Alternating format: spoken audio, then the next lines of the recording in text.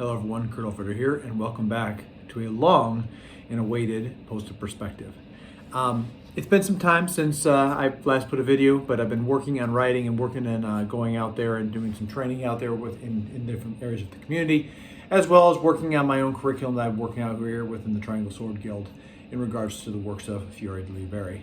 So I've been kind of tied up with a lot of that right there. I apologize for the interlude, but we will be back with more videos here up and coming here. Just want people to be aware that we'll be doing this. Today, though, we're going to be talking about something that I personally did some reflection over the holiday break, and I want to share my findings out there with people, and it has to deal with Fiore's Segno. And with that being the case here, all I need for the Segno to talk about what to do here is a little bit of tape, and then I'll be doing a little bit of dialogue. So what I've taped down here is the lines of Fiore's Segno. And we know that in his manuscript, specifically in the Getty that I'm referring to right now, he talks about how these lines, that they have the 7 swords, right, on the body of the man behind it, and that they symbolize the 7 blows of Fiore's works, right?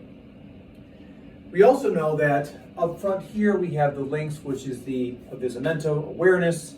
Off to the side we have, off to my right side, you're going to have the lion, which is your audiamento, which is courage. Back here is fortezza, which is the elephant. And off to the left side is going to be the image of the tiger, or the wolf, or depending on which translation what type of bestiary you look at, with the arrow, which is talking about speed and celerity. So before we talk about anything with the sword, I want to get this year off to the right foot, and I want to talk about some of the lessons that I really believe that this right here is talking about. And that is not going to require us to do anything with the sword. In fact, the only reason why I have the sword here today is actually to serve as a pointer to kind of, as far as commentaries, as I work around this thing. And the first thing I want to discuss here is in regards to how the lessons of the stance itself. Now, before we get too critical about, okay, with left foot forward, right foot forward here, let's just talk about the stance in general. And when we talk about most people and images, how people typically stand if they're on the right side of the body, is you're talking about the sword being on the right side of the body somehow, some way, and that the left foot is forward in some capacity. Of course, there's different disciplines, of course, there's different images, etc. But for right now, if we're just talking about a beginner idea here and how we can use the Segno to maybe calibrate and check some things here. So the first things first here. In one of the videos I put out there in the past, I talked about grounding, where we talk about how the rear leg is an anchoring point, and how literally if I'm pushing up against something, this leg up here is, if someone's pressing against, this leg is going to keep me steady. So one of the things that kind of is a correlation here is how can we utilize the rear leg?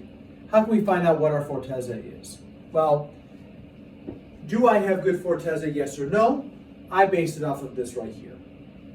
When I take this step, and we've talked about before about how this lead leg right here, if I pick it up, I should be able to move, right? If I'm leaning forward here, then this leg does not have a lot of ground. I have this space that's lifting up this way.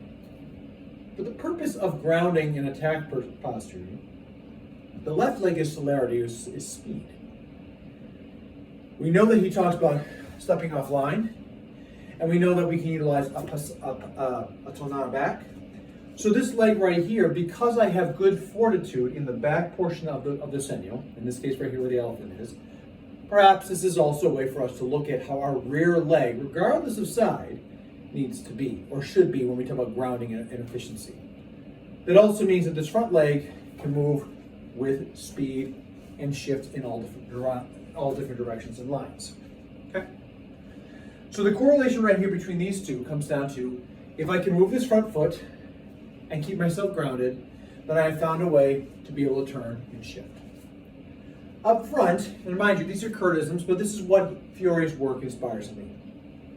Up front here, we know that we have this line off this way, and we have the links, which is your awareness, your situation, your ability to kind of scale how someone is at you, etc. But we notice that there's no divide right here. For me, the thing that this kind of carries off to is, I have a field of view here. I don't want it to be divided up. My awareness must be open in everything in front of me. So regardless, I have the open space here for a lesson piece to be able to see everything that's out there. Okay. On the right side, we have ardimento, courage.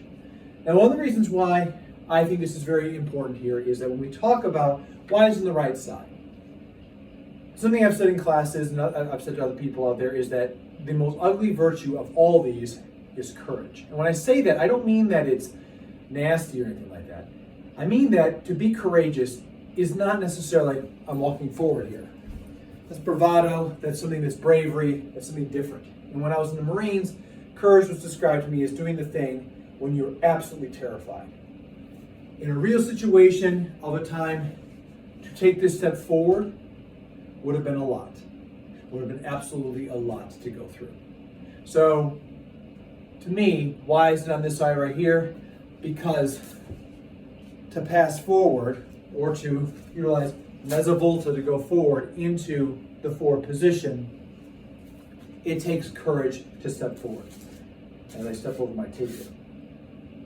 Now, I know what some people may be thinking out there. Well, okay, so if I've done this right here, now is courage still on this right side? Well, this is where I think he kind of gets fancy. And again, I don't know if you ever meant this or not, but I see this right here, and this is how I use the Segno when I'm talking about just my structure. On the right side of the body right here was the lion. But now, Fortezza and Avvisamento are still in a line as they would be before. But my feet have changed. In order to have done this, I'm using a mezza volta to turn onto this side. Because mezza volta, by description, is being able to play on one side of the X, I believe that also plays right here as well. So even though I have done this right here and I've passed forward, and this was ardimento, just as I have passed to both sides, so too have these two virtues. And now this leg is the fast leg to shift and move, and this side over here is where I must have courage to pass forward. So, just an interesting way right there as far as talking about your stance and maybe getting yourself off to the right foot when it comes down to training and structure-wise right here. This is just one way that I look at this idea. So that's just a quick down and dirty as far as structures and how, once again, how the Segno has inspired me to be able to see a little bit more about the fighter and what we may have had to have done at a period of time. There's a lot more to this. And I think that this right here, as we're going to find out here in the next couple of weeks, this design right here is not just about 7 blows. I know it says that in the manuscript. However, I believe it's a hidden message, a huge hidden message. And one of those hidden messages right there has to deal about, one, again, the structure that we have right here, and then what this kind of plays off of in entailing too. And we're going to talk a little bit right here, a little bit later on. But again, for right now, this is just how the Segno inspires me as far as martial arts are concerned, and a little bit more about how we can maybe be able to utilize it as a holistic thing and rather than just a contextual academic thing, because we know a lot of the manuscripts out there at the time, they were not necessarily written like they were how we understand today with textbooks. Some of these things were reflective. Some of these things are here to go back to and understand different things. Some of these are here for informative, but also things to kind of meditate upon. That's just one of the things we understand about the books in earlier medieval treatises, and as they go further on where they start getting more descriptive, of course they go into a little bit more of the explanative and academic approach of things. So understand that right there. That's just how I see this manuscript. It is not a write all everything. So with that being the case, that's going to wrap up this video.